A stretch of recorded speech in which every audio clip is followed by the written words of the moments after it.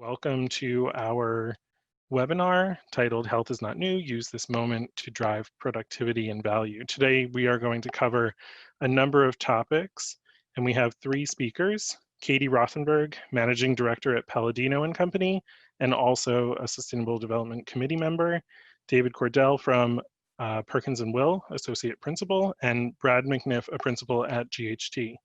Just so everybody's aware, you should be on mute, your video should be off. The way we're going to ask you to ask questions is through the Zoom group chat feature. So if at any time you have a question for one of the speakers or just generally about the topics that are being discussed, please put that into the chat feature. And at the end of the call, we'll come back to those and I will pull those questions out, ask the speakers, and we will get some discussion going that way. Also, one other note is upcoming on July 15th, we have another webinar that's going to be titled Healthy Building Strategies for a Post-COVID World. This is with Dr. Joseph Allen. He's from Harvard's T.H. Chan School of Public Health and also director of Harvard's Healthy Buildings programs. The registration for that is already up on our website. It's naapdcmd.org. So go to the events page and register for that. With that, Katie, I think we can let you begin the presentation. Great. Excuse me. Thanks, Greg. So let's just go ahead and get started. We're gonna, as Greg suggested, we're gonna hit on three sort of groupings of topics. And so I'll start out the presentation, then I'll pass it over to David, and then pass that over to Brad. So just a moment about me. I'm the managing director for Palladino. And for those of you that aren't familiar, Palladino is a sustainability consulting firm.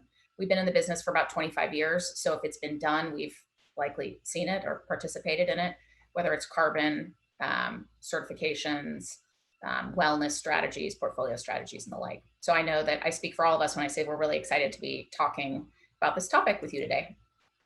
So I'd like to start by just sort of acknowledging the moment. I don't know about you all, but when I closed our offices in March, it sort of felt like maybe this was going to be an intermission. You know, we would go home for a couple weeks and, you know, we'd find ourselves back in the office relatively soon. And I think we quickly realized that that was not going to be the case. And I know many of us all then threw ourselves into learning, right? What does COVID mean for the building industry? What does this mean for tenants? What does this mean for how I keep my own employees safe? And as an industry, I think we really came a long way in a pretty short period of time. And I think that's in part because wellness has been, it's been a top trend for some time, right? These ideas are not new. And so I think we're through that painful panic stage where we're all just like watching webinars and wondering about the future. We sort of know what we're dealing with, at least for now. And there's, I think, a recognition that we don't exactly know what the future will hold as new information comes out. But as we move back towards more business as usual, I would say that there's been some silver linings that we want to acknowledge. And I think in the context of the conversation that we're having today, one key silver lining is that healthy buildings have become mainstream. You know, obviously wellness has been around for some time, and I think real estate owners and managers have wondered, sort of grappled with maybe what their role is in this whole movement. And now with COVID, there's no question, right? Healthy buildings is table stakes. Not only do we have tenants that want to keep their people healthy, but they need to attract an entire workforce back to the office. And that's not going to happen if they don't feel safe. And so many of us, you know, many are focused in on this because of risk management reasons, and which is, you know, understandable. But the opportunity is much bigger than that. And I think that's what we really plan to focus on today. You know, these ideas are not new. Organizations have been hyper-focused on their people for some time. They've used wellness strategies, green building strategies as differentiators and as ways to create value for their organizations. And so before we go further, I think it's important to sort of recognize the evolution of the movement. And so I would say, you know, early sustainability rating systems were born out of a lot of the things that were happening in the 70s. You had the release of Silent Spring about chemicals and the impact on the environment and people. You had the OPEC oil embargo, right? Energy costs were skyrocketing, and the focus on green buildings and sustainability was about minimizing operational expenses and minimizing the use of energy, which made sense at that time. And I think key to that transformation in the green building movement was the advent of LEED, right? LEED came out mid to late 90s, and then suddenly you really started to see market transformation. And I would say LEED really was this catalyst that really got people on board and provided a framework for folks to follow. And I think over this same time period, there's been a realization that by enhancing the indoor environment, you can create value. So the business case for healthy buildings isn't just minimizing expenses. It's about maximizing value, and that value comes from the employees that are within these buildings. And while I think it's been a bit of a slow roll, I think we're all seeing lots of questions about Fitwel, or clients that have said they wanted to do well, and kind of tiptoeing around it a little bit. I think COVID is likely the catalyst that's going to drive more widespread adoption around healthy building strategies. The green building movement had LEED, and I think in a lot of ways the healthy building movement has COVID, and COVID is driving adoption and interest, I guess I should say, probably a better way to say it.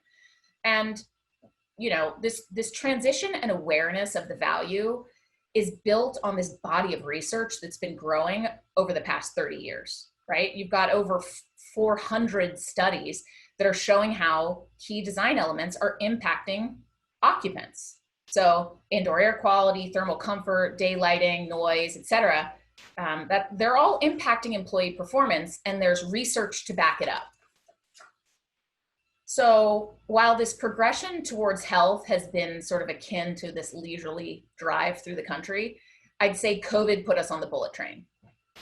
And that rapid transformation is only possible because wellness was a thing before COVID, right? I mean, this has been a top cultural trend in the building industry, but also just more generally, culturally. And so health and wellness aren't new. It's just that everyone's had to get on board the train overnight. Whether they intended to or not, we are where we are. And so for those that are wondering why is that, it's because people create value. And I really love this graph because it provides a great visual of the macroeconomic shift that's happened in our country over the past 40 years. So in 1975, what you see here is that 83% of the value of S&P 500 companies, 83% of the value in 1975 was being driven by tangible assets. And by 2015, the opposite was true. Over 87% of the value was being driven by intellectual capital, which is our employees. So if the C-suite recognizes that value is created by their people, and they realize that when looking at the life cycle of buildings, that on a per square footage basis, employees cost many times that of the spaces they inhabit, why wouldn't they want to provide them with this optimal environment? Feels like a good opportunity for a return on investment. And there was a slide earlier that showed how, we've just seen this incredible increase in studies that are looking at design elements and how they impact building occupants.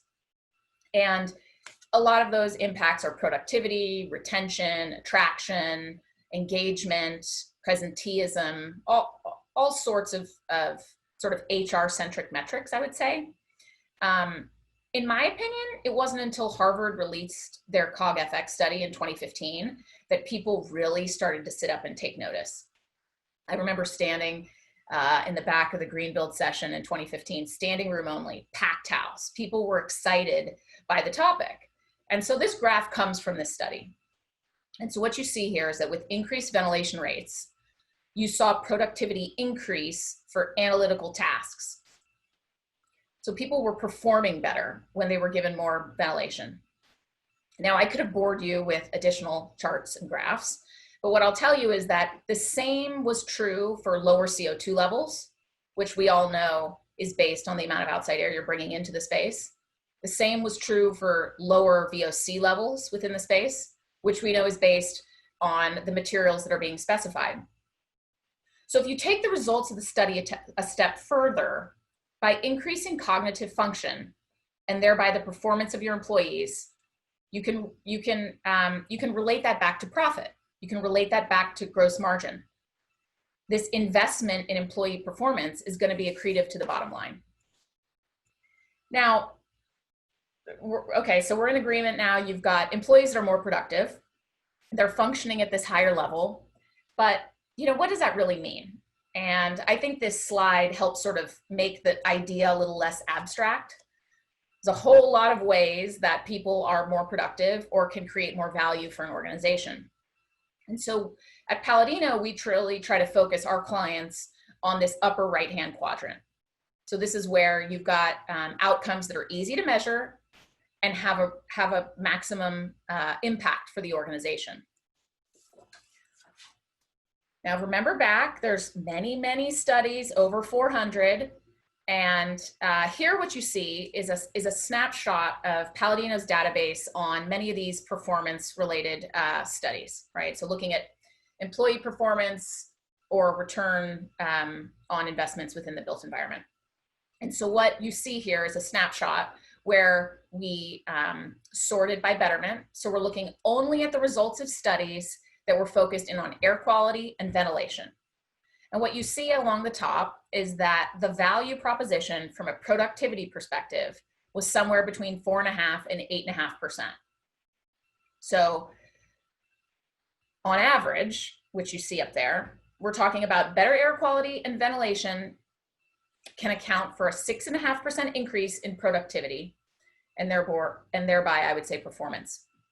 And again, this is based on research. I didn't make this up. So you're looking at me, if I could see you, I'm imagining that you're looking at me through Zoom saying, okay, so what? 6.5% of what? So let's do the math. This isn't a black box. And my hope is that by understanding the value proposition for tenants, you see why making investments above and beyond what is required by COVID makes sense. So I'm going to just walk you through it. I know this is a hideous slide. Let's just walk through the data. So example company, you've got 1,000 employees. They're each making $100,000. And this company has a revenue factor of 3, which means that each individual employee is associated with 3 times that of revenue. So $100,000 cost of salary, you're looking at $300,000 in revenue per person. Now, we're going to use simple math. I like simple math. So we're going to say a 1% increase in productivity. Remember, the prior slide, I said that just air quality and ventilation, these studies were showing you could get upwards of 6.5%. But we're going to use 1, keep it simple. So you're looking at a $3,000 increase in productivity, in value for each employee. Again, using this 1% increase. Now, $3,000 doesn't sound like much, but when you apply it across the entire population of the organization, which is 1,000 employees, nice round numbers, you've got $3 million in increased value for this particular company annually. Now, of course, you're not going to get that on your first year. You're going to have to work up to it, but go with me here. $3 million of increased value annually. So if you're leasing 50,000 square feet of office space to this particular company, when you do the math, there's going to be $600,000 plus or minus of additional value that's created in that 50,000 square foot space by those employees.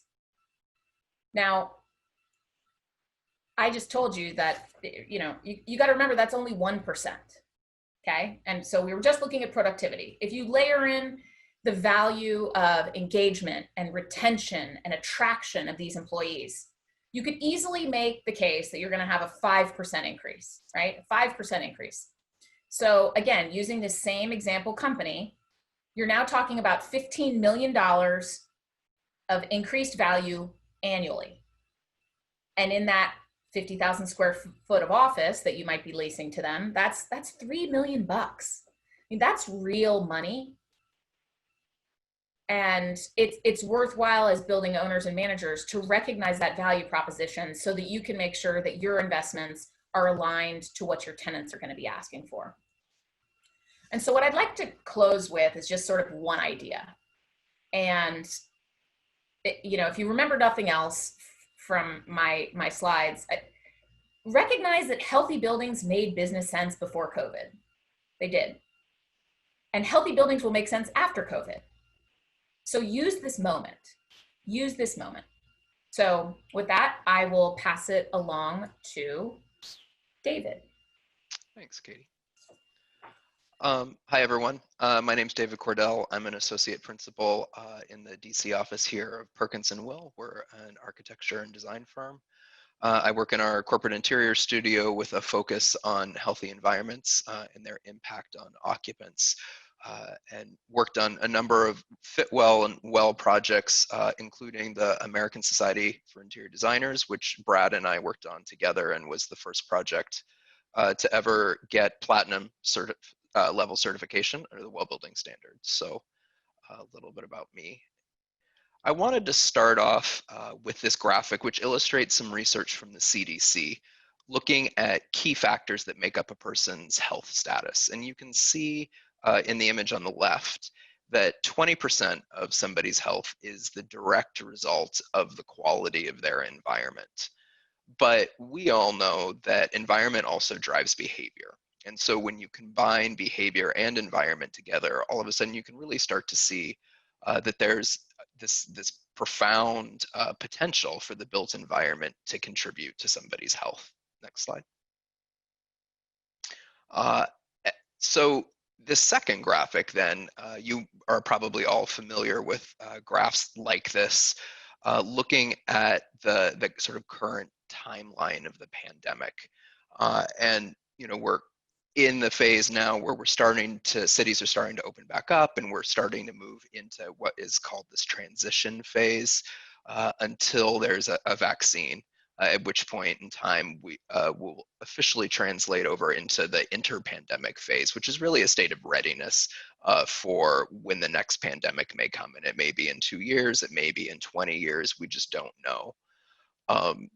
And so we've just overlaid a conceptual design timeline against this pandemic timeline to say, if you had a project that was starting in design and construction, mid-pandemic, let's say it started in May, by the time that project is designed and built and people are occupying for, let's say, a moderately sized project, you're looking at occupancy sometime at least a year from now, at which point we anticipate being well into that interpandemic phase. And so, we've seen a lot, as Katie referenced, we've seen a lot of response to the immediate pandemic. But in today's presentation, we really want to talk about strategies that are more long-range focused, because we think that those are going to be the ones that really allow organizations to be flexible and to pivot in future events.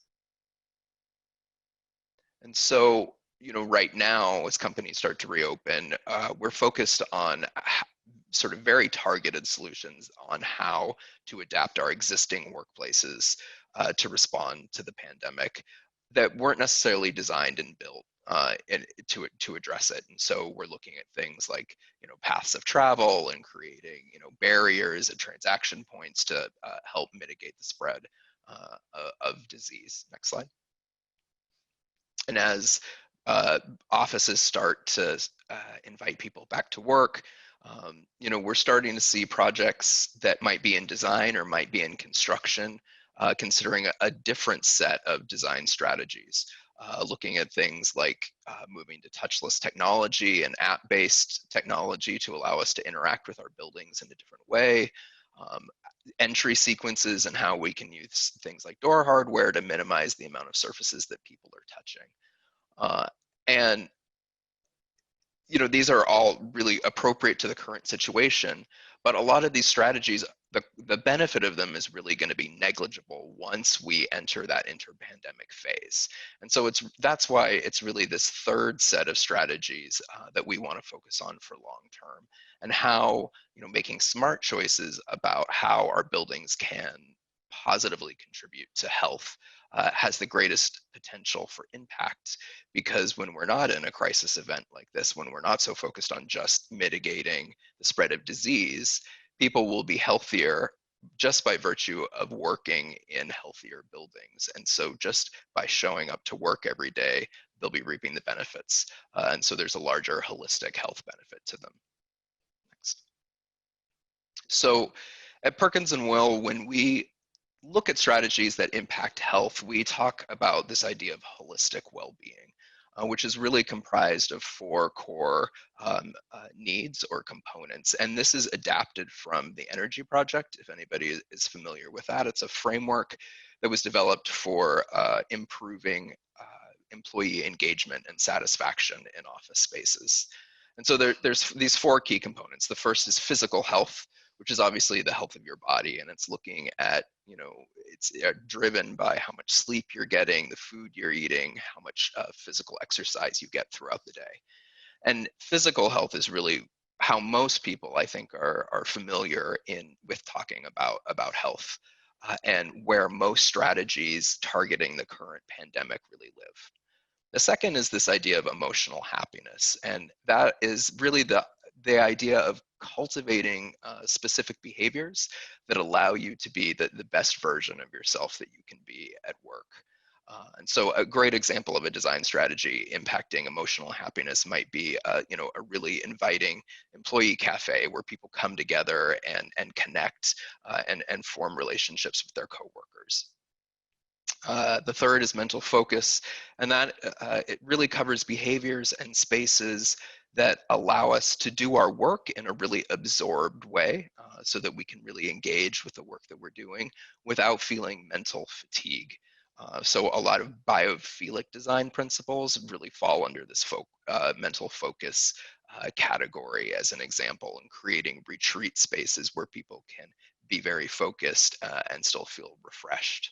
And then the fourth is spiritual purpose, which in the context of what we're talking about today is really about having a sense that you are part of something larger than yourself, and that you're valued by your employer, and that there's an alignment of value and sort of social purpose between an employee and an employer. And so the next couple of examples I'm going to walk through are really aimed at addressing physical health concerns and have elements of them that are specific to the current pandemic, but more importantly, have secondary benefits in those other 3 core components. And so the first is improved indoor air quality, and you're going to hear us talk a lot about this by the time we get to the end of the presentation. But we all know that one of the biggest ways that the built environment can impact health is through improved air.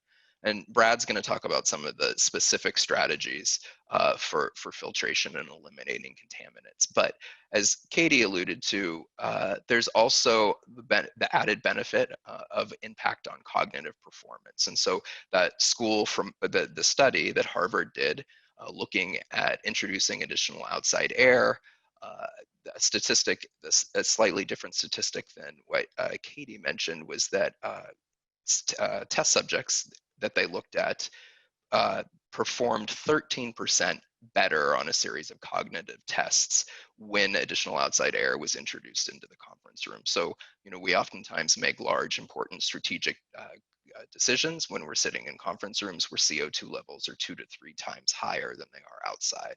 And so just think about the benefit that could have on your business with additional outside air. The next strategy is thermal control and comfort. And again, Brad is going to talk about some of the specifics about how temperature and humidity can impact things. But from a productivity standpoint, this is really about personal comfort, where when we're more comfortable, we're happier and we're less distracted when we're in the office. And this is an image of the project that I mentioned, ASID headquarters. And as part of the design of that project, we built in a 5-degree thermal gradient. So one end of the open office environment is 5 degrees warmer or cooler than the other, and they have unassigned seating. So employees can self-select what part of the open office they want to sit in based on what their temperature preference is. And in the post-occupancy survey results, it was revealed that employee satisfaction in temperature control went up 110% from the space that they were in previously. The next strategy is this idea of acoustic zones. In the immediate, as people start returning to offices, we're seeing, medium conference rooms that might have housed 6 people being reduced and only holding 2 people, and single kind of focus room areas being used as a way for people in open office environments to really limit their exposure to others. So there's an immediate sort of benefit from having those kind of focus or huddle rooms. But breakaway spaces like that really also contribute under normal circumstances to that core need of mental focus.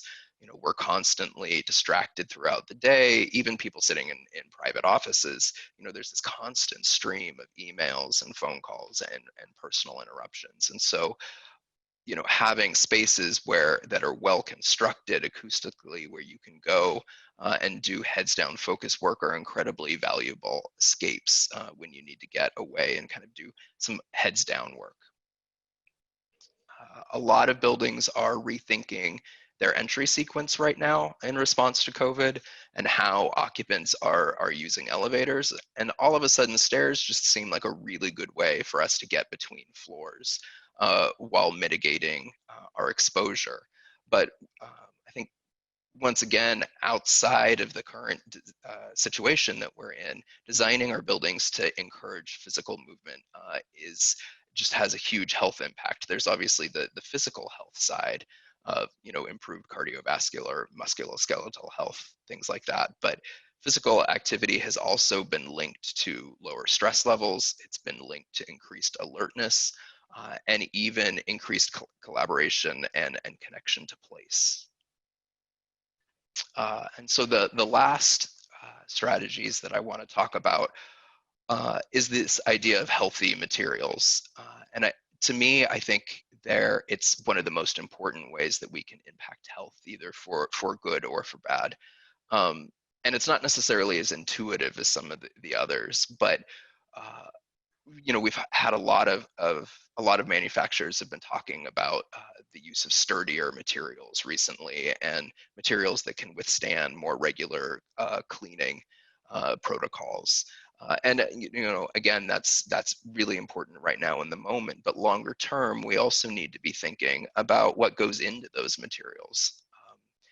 We're probably all familiar with the statistic now that 90% of our time is spent indoors. And so if there are materials containing toxic substances in our homes or in the office, our bodies absorb these chemicals over time, and they can have serious health impacts. Thanks. Our bodies are usually pretty good at metabolizing things, metabolizing chemicals, and eliminating them from the body. But unfortunately, our bodies didn't evolve to adapt to a lot of the man-made chemicals that are so prevalent in our building products. And so it's very easy for those to bioaccumulate over time. And part of what makes understanding the health risks of exposure so difficult is because there's so many factors that go into it: genetics, sex, age, how long you were exposed to a chemical, the way that you were exposed to it, the frequency of exposure. All of those things can impact how the health impacts manifest in a person. And additionally, just with the sheer number of substances that we're exposed to in our buildings, every single system in our body could potentially be affected if we're surrounded by toxic materials. And so this slide is another shot of the ASID headquarters, and we just started to identify in typical building materials where there are different points of exposure. All of our office spaces have ceiling tiles. All of our office spaces have solid surface countertops and furniture and carpet. The formaldehyde is used quite frequently in ceiling tiles as a binding agent. It's a known carcinogenic, developmental toxin, and a respiratory irritant. Furniture legs. A popular finish is chrome and a lot of furniture finishes. Hexavalent chromium is what's known as the Erin Brockovich chemical. If for the folks who saw that movie, it was the chemical that was leaking into the town's water supply and turning their water blue. That's a known developmental and reproductive toxin and incredibly dangerous. And recently, we've seen a lot of some manufacturers, promoting the use of antimicrobials in their materials as a way to combat the spread of COVID. And there is the way that antimicrobials are used in building manufacturing products is as a preservative to prevent decay in the material. And it's embedded in the actual material itself. And there's no evidence or research that it does anything to mitigate the spread of pathogens on the surface. But we do know that antimicrobials are technically pesticides, right? And so they're incredibly pervasive and bioaccumulative and very, very toxic. And so there's lots of studies linking them to extreme health risks. So that's just an example to kind of illustrate how focusing on the immediate response to COVID and losing track of the bigger picture can be short-sighted. And with the final slide, so my big takeaway for you is hopefully that your focus should be on promoting health, not on minimizing sickness, that creating buildings that create healthy environments will benefit occupants, whether we're in this current COVID situation now or whether we're 5 years in the future and things have returned to normal and people will be healthier and more productive as a result of that. Brad? Alrighty, thank you, David. So my name is Brad McNiff. I'm a principal at GHD. We're an MEP engineering firm in Arlington, Virginia. My background's in mechanical engineering, and today I'll be talking to you a little about indoor air quality. Next slide, please.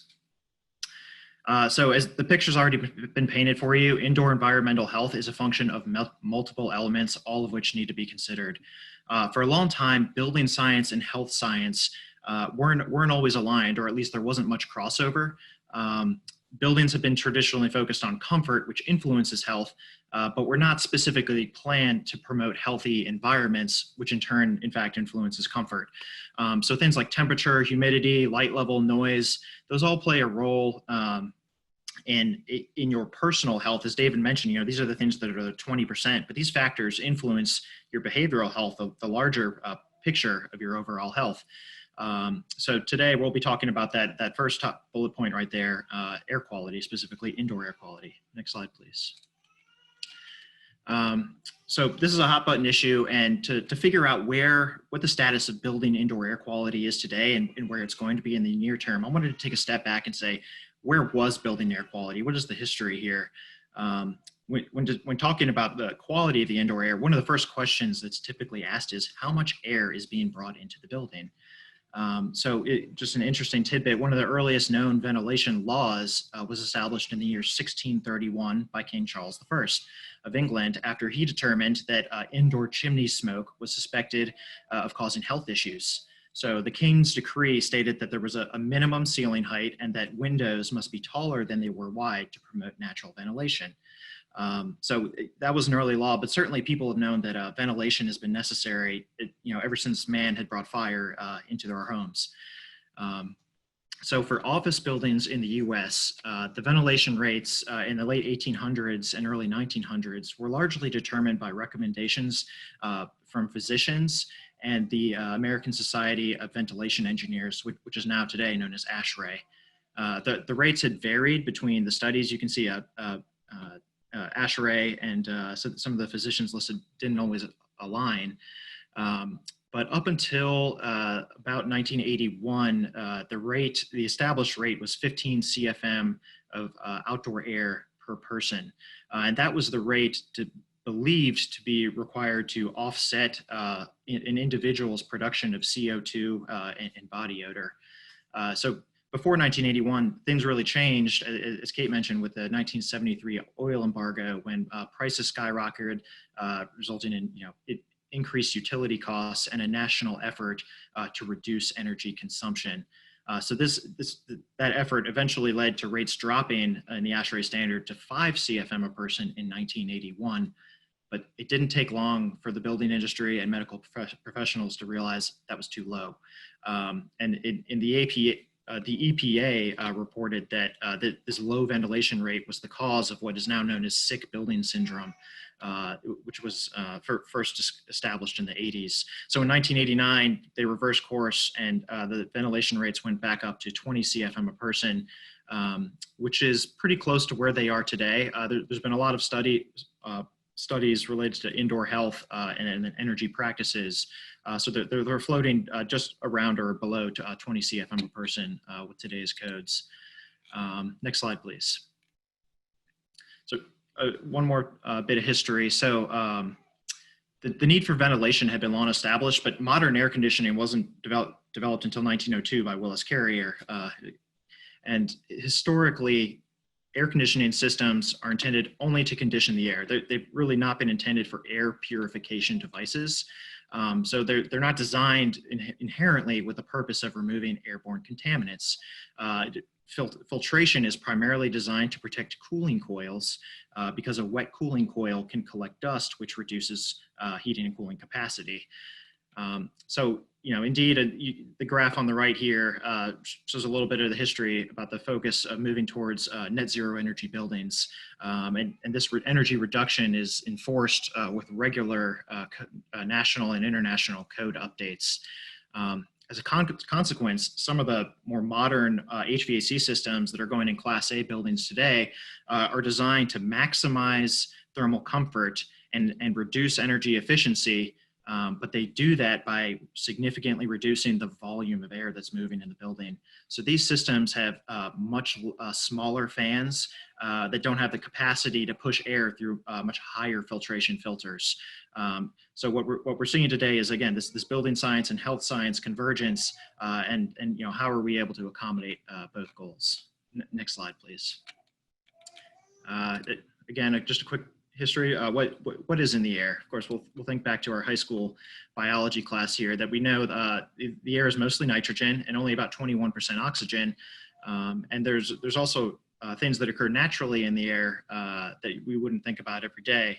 Carbon dioxide, for example, is only 0.04% of our atmospheric composition of air, but nonetheless, it's naturally occurring. The EPA's National Ambient Air Quality Standard sets federal guidelines for ambient air, but there is no established exposure guideline for indoor air in a non-industrial environment. OSHA does regulate air quality in industrial environments, but those are areas where the contaminant levels are expected to be much higher, as well as the acceptable risks. Next slide, please. So let's start moving into today. David had mentioned, and I'm sure on every presentation, if you've joined on air quality and health recently, it's been mentioned that humans spend about 90% of their time indoors. I'd like to put that fact in a different spin on that. So this is a quote directly from ASHRAE. With respect to airborne disease-causing agents, over a 70-year lifespan in a developed region, indoor air constitutes around 65% of the total lifetime exposure in mass, whereas outdoor air during transportation, food, and liquid make up the rest. And it's even higher for vulnerable populations, elderly and the newborn and the ill. So let's break this statement down for a little bit. Of all of the potential disease-causing agents we will come in contact with in our life by mass, 65% of those will be indoors, where approximately we spend 90% of our time. And you think that that's actually quite logical if we assume generally that outdoor air quality is better than indoor air quality, and we're flushing our buildings with outdoor air. Next slide, please. So what else is in the air? The topic of today's conversation, particulates, dust fibers are usually categorized by the size of the particle, PM10 and PM2.5. The 10 and 2.5 meaning the average diameter of those particles in microns. The EPA had identified PM2.5 concentrations to have a significant impact on human health. especially as fine particulate matter is associated with respiratory diseases. There's also gaseous contaminants, inorganic gases, and volatile organic compounds, or VOCs. VOCs are commonly found in building materials, as David mentioned, cleaning products, smoke, and including people, and sometimes our personal care products. And then, I'm sorry, go back for just a moment, Katie. And then also bioaerosols, which are airborne biological particles derived from viruses, bacteria, fungi, insects, plants, etc. So the common cold, influenza A, and of course SARS-CoV-2 fall in this category. The smaller the particle is, the harder it is to remove and control.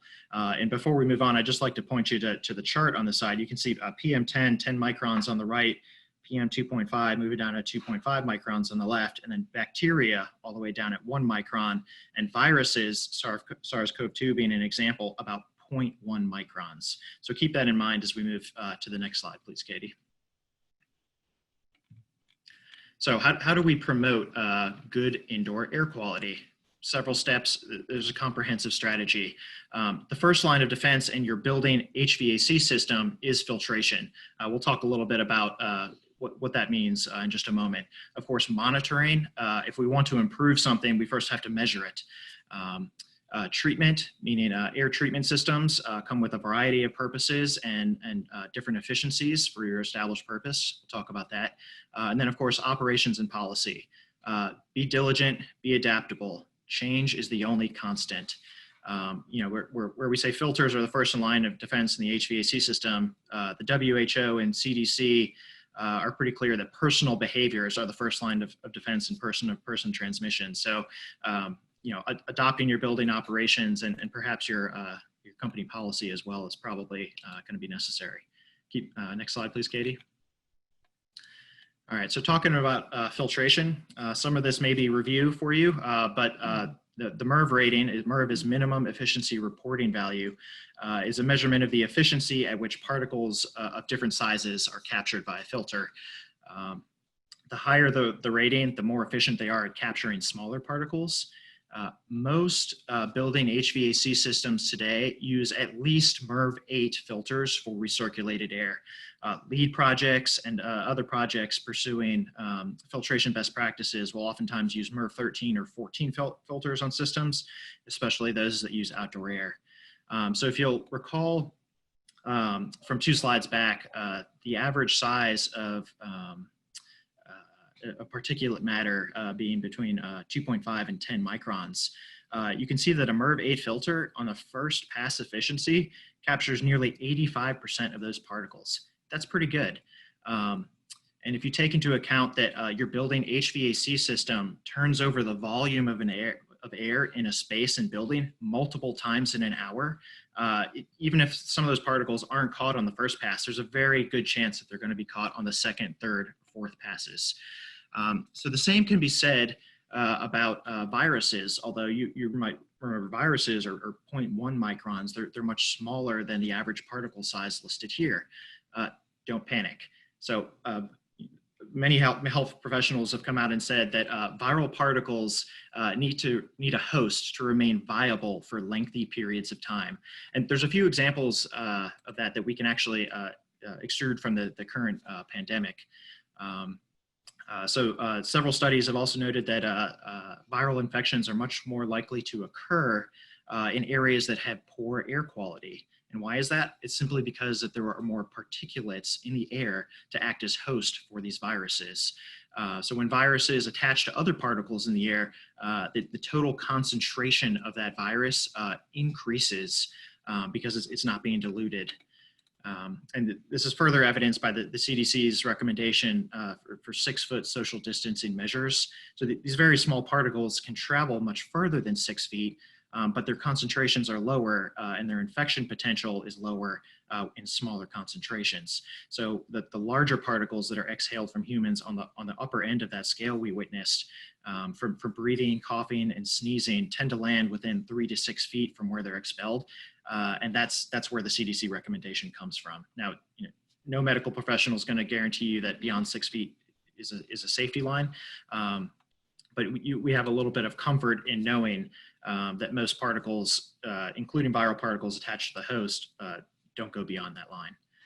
So why not use the highest MER filter for every application? Well, it's because the higher rating the MER filter, the increased pressure drop, meaning we need more fan energy to move air through that filter.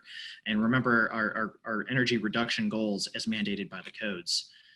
So we're combining two strategies here. Next slide, please, Katie. Indoor air monitoring, as this movement continues to gain momentum, monitoring the air is going to be increasingly important because I said before, you can't change what you don't measure. Historically, there's really been a dearth in sensor types and aesthetic to choose from, but with the birth of the well standard in 2014, that's really actually started to change. There are sensors that now can readily measure total VOCs and PM 2.5 in the space. And then also, if you work in a building, you're likely aware that CO2 concentration is often measured and is used as the metric by which building demand control ventilation sequences operate. So why is that? CO2 is naturally found in our atmospheric air, but at atmospheric levels, it's at such low concentrations, it's not typically considered a contaminant of concern. So why do we track it? Because fortunately, we can rely on several scientific studies that show that the CO2 concentration level actually tracks well with other contaminant concentration levels in the air. So we can extrapolate that if the CO2 concentration is high in the space, that your total VOC concentration is probably also elevated. CO2 is easy to measure, so therefore this is a useful metric and will continue to do so. And then of course I have to go back to Katie's comment. She has already made the business case about low CO2 levels in the space and improved cognitive function. Next slide, please. Quickly, we'll touch on a couple preventative treatments. Of course, maintenance, routine maintenance practice is always the best prevention. You'll also may see that it's common to install UV lights on the backside of cooling coils. This is a preventative practice and is not intended for active sterilization or threat mitigation. Deactivating a virus or any biological particle in the air is a function of the UV dosage, which is the intensity of the UV light times the exposure time. So these are low intensity lights that are on whenever these building systems are operating to help inhibit bacterial growth on the cooling coils, to help these clean. The last thing we want to do is have our HVAC systems become a source of potential poor indoor air quality. So this is why you would see these in this application. Next slide, please, Katie. UV lights can also be used for active treatment, specifically short form UVC light, which actually alters the DNA of microorganisms which is exposed to in the air, which prevents them from replicating. These are to actively treat them, you need a longer exposure time. So you'll see these mounted parallel in duct systems. The application may seem relatively straightforward, but these are actually engineered systems because, as I mentioned, you have to determine the right dosage in order to eliminate a contaminant of concern. And then, of course, UVC light is actually harmful to living organisms and deteriorates materials. So we have to take these safety precautions into effect. Both ASHRAE and CDC approve UV as an effective means to treat contaminants. But these systems are only treating the air in an HVAC system, so they're not doing anything to protect person-to-person transmission in the space. Next slide, please, Katie. Bipolar ionization, also a technology that's been around for quite some time now, but is gaining steam with the health momentum.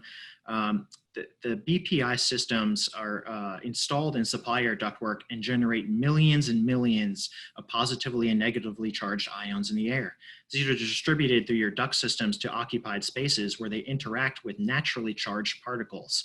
And these particles of opposite magnetisms combine to form larger particles. These larger particles are then now large enough that they either just fall out of the airstream to the floor or they get captured in your filter. This is a technology where the interaction is actually taking place within the occupied space. There are several early tests that indicate that this technology is effective in addressing many forms of concentration, contamination, including viruses.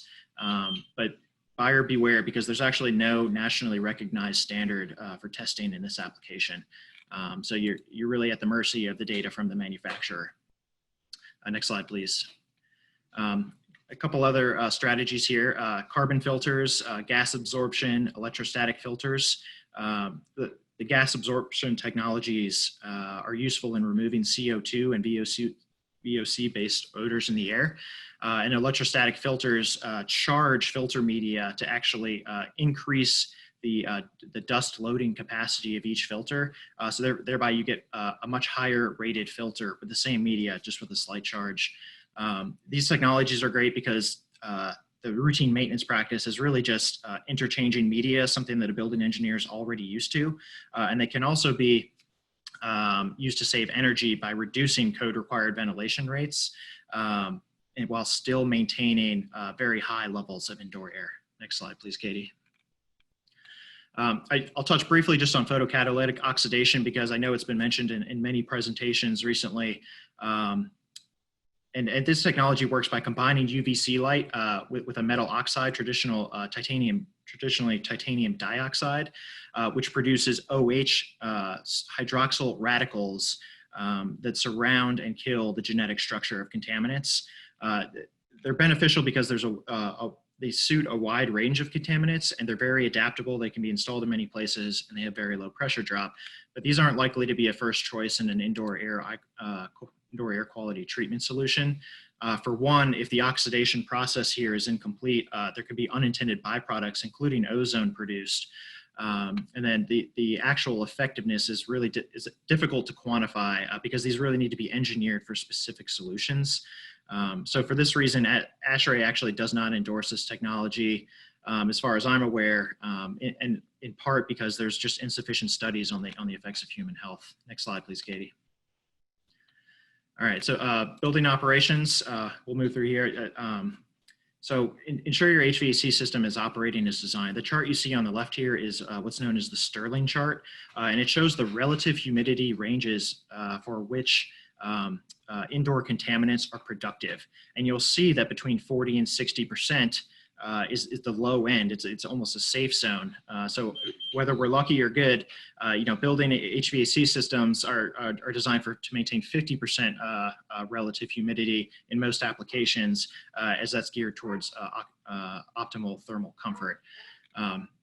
So certainly increasing the amount of outdoor air in a building is a strategy to dilute contaminants and promote cognitive function. But I'd caution any building engineer from doing that blindly without talking to a design engineer, as that can inadvertently lead to higher humidity levels in the space, which would really defeat the purpose of trying to maintain a healthy indoor environment. You'll see that there's low-end humidification here as well. It was once common for office systems to have humidification, but really that's gone away because those systems are energy intensive, sometimes difficult to maintain, and if they're not operated correctly, introducing water into an air system could actually create further contaminants of concern.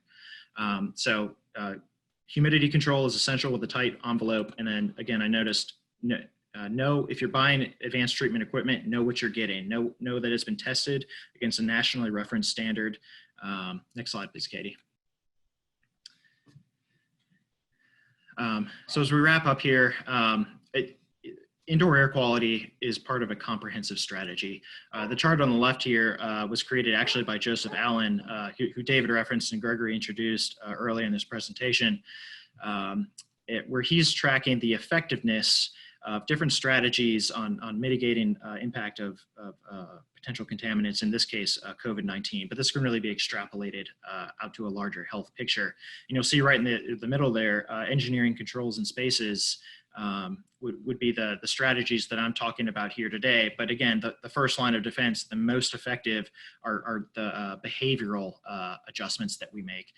So the first rule is always follow the WHO and CDC health recommendations.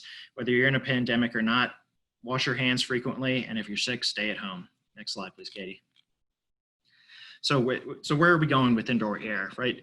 Especially if you're looking to attract a tenant who is interested in health, or if simply you're just trying to make your future-proof your building for the next health concern. Air quality monitoring is going to be a must. Accountability and verification.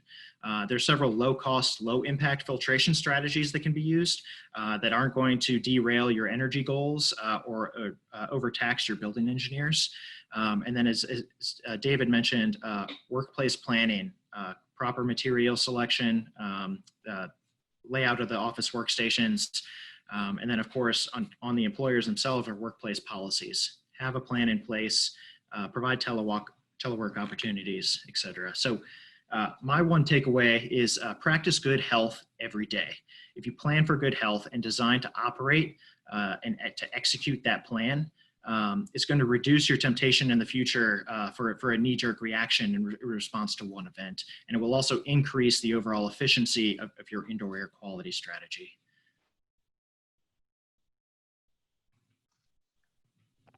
Thank you, Katie, David, and Brad. We have a question from one of the audience members.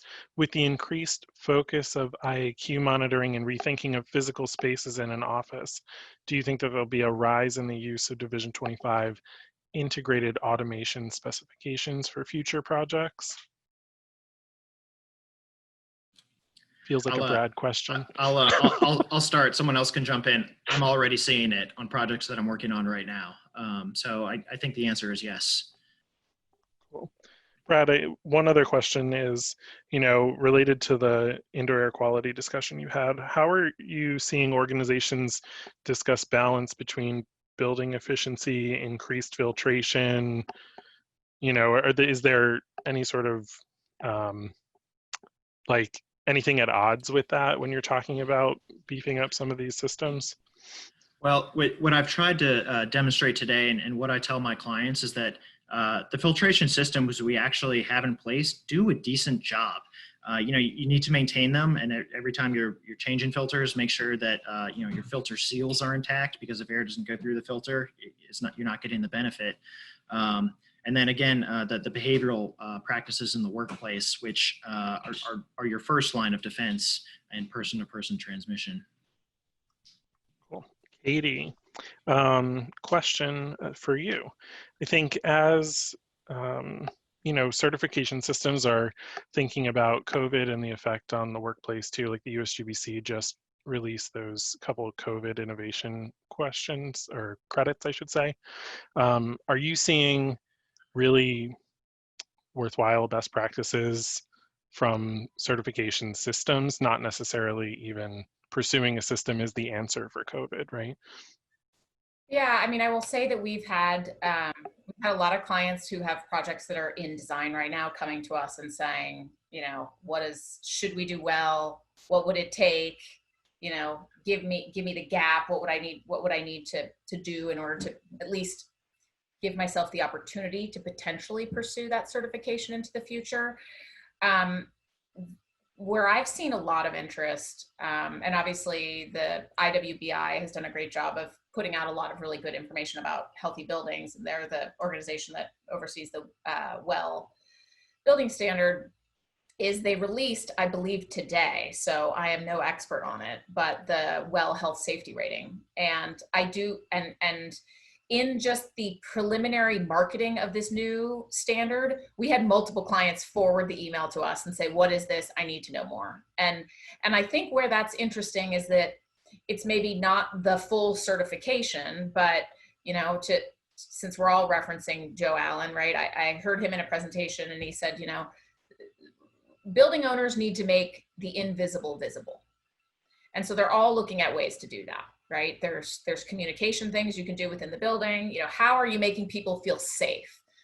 And I think people have looked to the LEED, plaque on the wall to show that a building is environmentally sustainable. And I do think because that's where our heads are at, people are looking at this WELL health safety rating as well as WELL or Fitwell as ways to, again, make the invisible visible, to prove and show to people that they are out there actively managing for the current situation.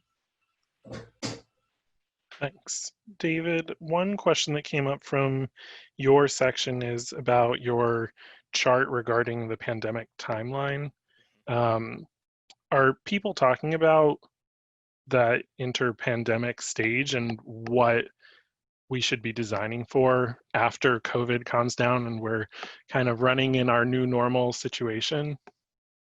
Yeah, I mean, I think again, the goal is to not just be reactionary to the immediate, but think about strategies, whether it's space or whether it's health and well-being focused strategies that will allow you to be flexible in the future, and have some sort of benefit when we're sort of back to operating in a more normal sort of setting. Because to be honest with you, we don't know. The next pandemic may have a completely different character, right? So these it may be transmitted differently. It may, you know, have different sort of targets, and so we don't know that any of the sort of temporary stopgap strategies that people are putting in place in order to reopen now are going to, you know, do much to mitigate things in the future. So it's looking at ways of creating healthier spaces or creating spaces that are flexible and focused on adaptation that I think are the ones that are most important for that inter-pandemic phase when we get back to normal. Thank you. Okay, I think we are a little bit over time. So Katie, David, and Brad, thanks for sharing this information and presenting for us. Everybody who's on the call, thanks for joining.